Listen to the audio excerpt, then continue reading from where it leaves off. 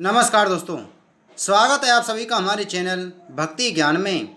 दोस्तों, आज मैं आपको जितिया व्रत की कथा सुना रहा हूँ। गंधर्वों के राजकुमार का नाम जीमूतवाहन था।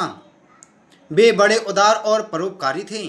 जीमूतवाहन के पिता ने वृद्धावस्था में वानप्रस्थ आश्रम में जाते समय इनको राज सिंहासन पर बैठाया, किंतु इनका मन राजपाट में नहीं लगता था।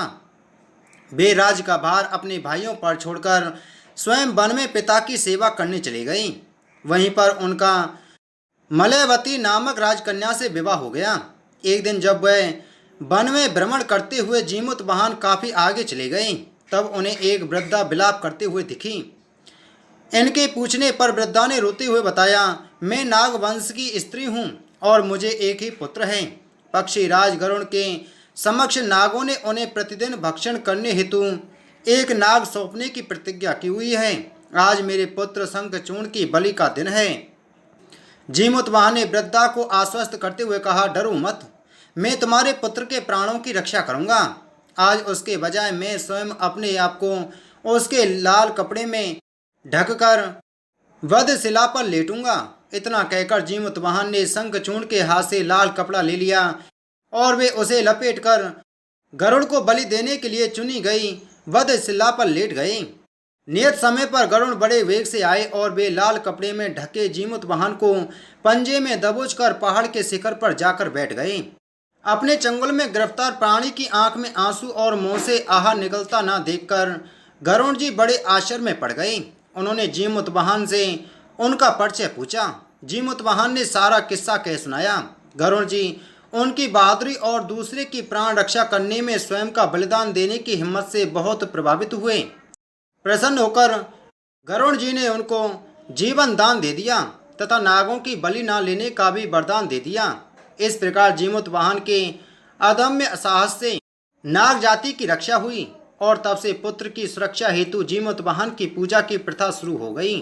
तो इसी तरह जो भी व्यक्ति जीमूतवाहन की पूजा करता है उसके पुत्र की रक्षा होती है। जितिया व्रत की दूसरी कहानी। नर्मदा नदी के पास एक कंचनवटी नाम का नगर था। वहाँ के राजा का नाम मलाई केतु था। उसी नर्मदा नदी के पश्चिम और मलुहटा नाम की मरुभूमि थी, जिसमें एक विशाल पेड़ पर चील रहती थी और उसी पेड़ के नीचे एक स्यारन भी रहती थी। चील और स्यारन दोनों ही पक्की सहेलियां थीं। कुछ महिलाओं को जितिया व्रत करते देख चील और स्यारन ने भी यह व्रत करने का संकल्प लिया और दोनों ने भगवान श्री जीमूतवाहन की पूजा और व्रत करने का प्रण ले लिया। जिस दिन दोनों को व्रत रखना था, ठीक उसी दिन शहर के एक बड़े व्यापारी की मृत्यु हो गई और उनका दाह संस्कार वहीं मरुस्थल पर हुआ। मुर्दा देखकर स्यारन को भूख लगने लगी और वह खुद को रोक नहीं पाई, जिसके कारण उसका व्रत टूट गया। परंतु चील ने खुद पर संयम रखा और पूरी श्रद्धा और नियम से अपना व्रत पूरा किया और अगले दिन व्रत का पारण भी किया। उसके बाद अगले जन्म में दोनों सहेलियों ने पुत्री के रूप में एक ब्राह्मण परिवार में जन्म लिया। उनके पिता का नाम भास्कर था। चील बड़ी बहन और स्यारन छोटी बहन बनी। बड़ी बहन का नाम शीलावती रखा गया और उसकी शादी बुद्धिसेन के साथ हो गई। छोटी बहन का नाम कपूरावती रखा गया और उसकी शादी उस शहर के राजा मलय केतु से हुई और छोटी बहन कपूरावती कंचनवटी नगर की रानी बन गई। अब भगवान जीमूतवाहन के आशीर्वाद से बड़ी बहन शीलावती के 7 पुत्र प्राप्त हुए, लेकिन कपूरावती के बच्चे जन्म लेते ही खत्म हो जाते थे। कुछ सालों बाद शीलावती के 7 पुत्र बड़े हो गए और राजा के दरबार में काम करने लगे। उन्हें देखकर कपूरावती के मन में ईर्ष्या और जलन की भावना उत्पन्न होने लग गई। इस ईर्ष्या की भावना में कपूरावती ने राजा से कहकर शीलावती के 7 बेटों के सर कटवा दिए। फिर उन 7 सिरों को साथ में बर्तन में डालकर ढक दिया और शीलावती के पास भिजवा दिया गया। यह सब देखकर भगवान जीमूतवाहन ने मिट्टी की सहायता से 7 भाइयों के सर बनाए और सभी सिरों को धड़ से जोड़कर उन पर अमृत छिड़क दिया, जिसके कारण वे 7 भाई फिर से जिंदा हो गए और घर लौट आए। रानी ने जो कटे सिर भिजवाए थे वह सब फूल बन गए। कपूरावती समाचार पाने को बहुत व्याकुल थी, लेकिन जब उसे इस बात का पता चला तो वह अपनी बड़ी बहन के घर गई और वहां पर सबको जिंदा देखकर आश्चर्य में पड़ गई और बेहोश हो गई। जब कपूरावती होश में आई तो उसने अपनी बड़ी बहन से यह सारी बात बताई और अपनी गलती का पछतावा किया। भगवान जीमूत वाहन की कृपा से बड़ी बहन को पिछले जन्म की सारी बात याद आ गई और वह अपनी छोटी बहन को उसी पेड़ के नीचे लाकर पूर्व जन्म की सारी बातें सुनाई, जिसे सुनकर कपूरावती फिर बेहोश हो गई और मर गई। जब राजा तक इस बात की सूचना मिली तो उन्होंने उसी जगह पर पेड़ के नीचे कपूरावती का दाह संस्कार कर दिया। कैलाश पर्वत पर भगवान शंकर माता पार्वती को कथा सुनाते हुए कहते हैं कि आश्विन कृष्ण अष्टमी के दिन उपवास रखकर जो स्त्रियां सायंकाल प्रदोष काल में जीमूत वाहन की पूजा करते हैं तथा कथा सुनने के बाद आचार्य को दक्षिणा देती हैं, वह पुत्रों का पूर्ण सुख प्राप्त करती हैं। व्रत का पारण दूसरे दिन अष्टमी तिथि की समाप्ति के पश्चात ही किया जाता है। यह व्रत अपने नाम के अनुरूप फल देने वाला है। जितिया व्रत की तीसरी कहानी। दो बहनें थीं जिनका नाम था चूलिया और सिहरिया। चूलिया बहुत मेहनती थी और गरीब भी थी। वह मजदूरी करके अपने बच्चों को पालती थी, लेकिन सिहरिया गलत आचरण वाली थी, जो हमेशा मौज और ऐश करती थी और चूलिया से जलती भी थी। हर वक्त सिहरिया यह सोचती थी कि चूलिया इतना खुश कैसे रहती है। चूलिया की हंसी खुशी सिहरिया से सहन नहीं हो पाती थी, जिसके कारण सिहरिया चूलिया के संतानों को सताने के लिए कई प्रयास कर चुकी थी और कई बार चूलिया के बच्चों को खत्म करने की कोशिश भी कर चुकी थी। किंतु चूलिया के तपस्या और व्रत के कारण उसके बच्चे हमेशा सुरक्षित बच जाया करते थे। एक दिन सिहरिया चूलिया के सभी बच्चों को लेकर जंगल में लकड़ी चुनने के लिए लेकर गई। वहां जंगल में लकड़ी को चुनते चुनते बच्चे थक गए और थोड़ी देर के लिए सो गए।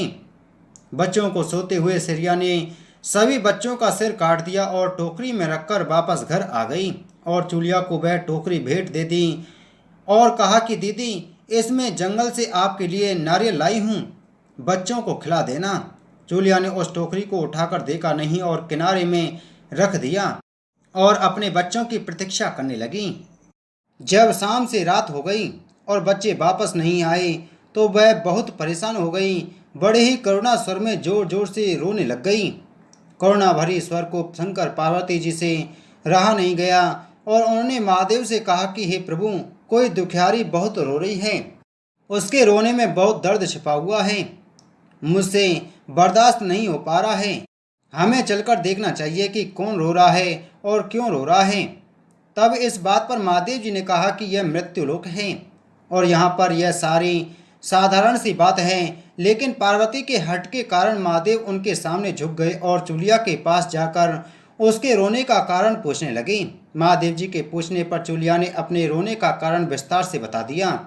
शंकर जी ने जब ध्यान लगाया तो उन्होंने चूलिया के बच्चों को जंगल में मृत पाया, जिसके बाद शंकर जी ने माता पार्वती को अनुरोध किया और बच्चों को पुनर्जीवित कर दिया। बच्चे नींद से उठकर मौसी को ढूंढ रहे थे, किंतु मौसी वहाँ नहीं थी। बच्चे डरकर घर आ गए और मौसी के सारे कार्य माँ के सामने बता दिए। यह सब सुनकर चूलिया सियारिन के पास जाकर लड़ने लगी। तुम मेरे बच्चों को जंगल में अकेला क्यों छोड़ आई? दोनों बहनों में लड़ाई शुरू हो गई और यह लड़ाई 7 दिन 7 रात तक चलती रही, किंतु इस लड़ाई का कोई हल नहीं निकला। जिसके बाद दोनों ने उस जंगल में एक तपस्वी को घटना सुनाई। घटना को सुनने के बाद तपस्वी ने दोनों को आदेश दिया कि तुम दोनों जाकर पास में खेल रहे बच्चों को बाल से पकड़कर घसीटते हुए मेरे पास लेकर के आ जाओ, उसके बाद मैं निर्णय करूँगा। चूलिया बच्चों की माँ थी, उससे बच्चों की पीड़ा देखी ना जा सकी। उसने महात्मा के वचनों का पालन नहीं किया, लेकिन सिहरिया दौड़ती हुई गई और खेलते हुए बच्चों को बाल से पकड़कर खींच कर ले आई। जिसके बाद तपस्वी ने सिहरिया को यह श्राप दिया कि हर जन्म में इसी प्रकार तू सदैव जलती रहेगी और दुखी होती रहेगी। जो महिला किसी बच्चे की पीड़ा और माँ की ममता को नहीं जानती, जीवन भर धरती पर दुख भोगने के अलावा और कुछ नहीं कर पाएगी। जितिया व्रत की चौथी कहानी। एक समय की बात है कि एक गांव में 2 बहनें थीं। एक का नाम था सुखिया और दूसरी का नाम था दुखिया। दोनों का भाग्य उनके नाम के जैसा ही था। दुखिया गरीब थी और बहुत दुखी रहती थी। सुखिया अमीर थी और हमेशा सुखी रहती थी। दुखिया सुखिया के घर में काम करती थी, साफ सफाई करती थी, खाना बनाती थी और जो खाना बच जाता था वह खाना सुखिया दुखिया को दे देती थी। इस तरह दुखिया का घर चलता था। समय बीतता गया, दोनों को बच्चे थे। सुखिया को 2 पुत्र थे और दुखिया को भी 2 पुत्र थे। जब जितिया का व्रत आया तो दोनों बहन जितिया का व्रत रखी थीं। दुखिया सुखिया के घर में काम करती थी। व्रत के दिन दुखिया ने सुखिया के घर जो चावल फटका चावल को साफ करना, उससे जो खुर्दी निकला वह अपने लिए रख ली और चावल साफ करके सुखिया को दे दिए। फिर साग को चुनी, पत्तियों को डंठल से अलग करना, बढ़िया वाला साग सुखिया के लिए रख दी और जो डंठल था वह अपने लिए रखी। अब दुखिया ने सुखिया के घर का सारा खाना बना दिया और अपने घर चावल की खुर्दी और साग की डंठल लेकर गई बनाने के लिए। खुर्दी का चावल और साग की डंठल बनाकर वह खाना अपने बच्चों को खिलाई और खुद भी खाई। उसके बाद दुखिया सोने चली गई। आधी रात में एक बूढ़ी औरत उसके घर पर आकर दरवाज़ा खटखटाती है तो दुखिया पूछती है कौन है। तब बूढ़ी बोलती है बेटा हम हैं। दुखिया ने उठकर फाटक खोला और पूछती है अम्मा आपको क्या चाहिए, इतनी रात में आप यहाँ किस लिए आई हो। बूढ़ी बोलती है बेटा मुझे बहुत भूख लगी है, कुछ खाने को है तो दे दो। दुखिया उसे घर के अंदर ले आती है और कहती है हम लोग बहुत गरीब हैं, आज मैंने खुर्दी का चावल और साग की डंठल बनाया है, क्या आप खाएंगी। तो बूढ़ी कहती है हाँ क्यों नहीं खाएंगे, हमें बहुत भूख लगी है, हम वही खाएंगे। दुखिया अंदर जाकर खुर्दी का चावल और साग की डंठल लाती है और बूढ़ी को देती है खाने के लिए। बूढ़ी खाना खाने के बाद कहती है कि मुझे अच्छे से कुछ दिखाई नहीं देता, इतनी रात में अंधेरे में मैं अपने घर कैसे जाऊंगी। तो दुखिया कहती है कोई बात नहीं, आप यहीं पर सो जाइए, सुबह अपने घर चले जाना। तो बूढ़ी दुखिया के घर में ही सो जाती हैं। फिर थोड़ी देर बाद वह उठकर बूढ़ी बोलती है बेटा मुझे दीर्घ शंका पैखाना लगी है, कहाँ जाऊं। तो दुखिया कहती है मेरे घर में बाथरूम नहीं है, इसलिए आप ऊपर कोने में कर लीजिए। बूढ़ी पूछती है कि बेटा भड़ भड़ करे या छर छर करे। दुखिया नींद में थी तो वह कहती है माताजी भड़ भड़ कर दो, मैं सुबह साफ कर दूंगी। फिर थोड़ी देर बाद बूढ़ी पूछती है कि बेटा मैं अपने हाथ कहाँ साफ करूं। तो दुखिया कहती है आप मेरे सर में अपने हाथ को साफ कर लीजिए। जब सुबह होती है तो दुखिया को यह सब सपने जैसे लगता है कि सोते समय मुझे कोई सपना आया होगा। वह ज़्यादा कुछ नहीं सोचती और नदी में नहाने के लिए चली जाती हैं। जब वह नदी में नहाती हैं तो अपने बाल धोती हैं तो उसके बालों से होते हुए जो पानी बहता है वह सोने का पानी होता है। आसपास की सभी महिलाएं यह देखकर चकित हो जाती हैं और कहती हैं कि तुम्हारे बालों से तो सोने का पानी गिर रहा है, क्या बात है। फिर उसे रात की सारी बात याद आती है। वह दौड़ कर अपने घर की ओर भागती है और यह सोचकर कि उसका घर दीर्घ शंका से भरा हुआ होगा, पहले उसको साफ करना होगा। जब वह अपने घर में जाती है तो देखती है कि घर में हर कोने में ढेर सारा सोना बिखरा पड़ा है। यह देखकर दुखिया बहुत खुश हो जाती है और सोचती है कि यह सब जीमुत वाहन की कृपा है। यह सब जो माता का रूप धारण करके मेरे घर आए और मुझे इतना आशीर्वाद दिया। अब दुखिया अमीर हो जाती है और सुखिया के घर जाकर काम करना बंद कर देती है। दुखिया जब अपना व्रत पूरा करती है तो अपने पुत्र से कहती है कि जाओ मौसी के घर से तराजू लेकर आओ, यह नापने के लिए कि यह सोना कितना है। बच्चा बहुत खुशी से सुखिया मौसी के घर जाता है और तराजू मांगता है। तो सुखिया पूछती है कि तराजू पर क्या नापना है। तो बच्चा बोलता है कि मेरे घर में बहुत ढेर सारा सोना है, उसी को मम्मी नापेगी। सुखिया कहती है खाने के लिए तुम्हारे पास कुछ भी नहीं है और सोना नापेंगे, मुझसे झूठ कहते हो। तो बच्चा कहता है नहीं मैं झूठ नहीं बोल रहा हूँ। सुखिया सोचती है जब तराजू मांगा है तो कुछ ना कुछ तो जरूर नापना होगा, इसलिए वह तराजू के पीछे गोंद लगा देती है कि जो भी नापेगी वह थोड़ा सा इसमें चिपक जाएगा। दुखिया जब तराजू पर सोना नापती है तो कुछ सोना का टुकड़ा उस बूंद के चिपक जाता है। जब बच्चा तराजू लौटाने आता है तो सुखिया उसको पलट कर देखती है तो उसे तराजू में सोना लगा हुआ मिलता है। सुखिया सोचती है उसके घर में जरूर कहीं से सोना आया होगा, इसलिए वह कई दिनों से काम पर नहीं आ रही है। सुखिया उसके घर जाकर देखती है कि यह सोना कहाँ से आया।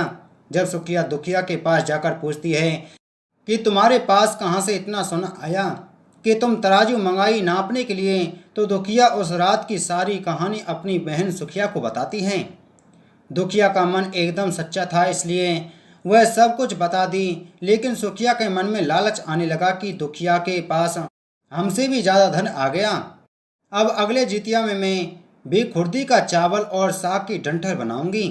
फिर अगले साल जितिया व्रत दोनों बहनों ने रखा। सुखिया के पास हर तरह का सुख था और धन भी था, फिर भी वह जितिया के दिन चावल फटककर सब चावल फेंक दी और खुर्दी अपने पास रख ली।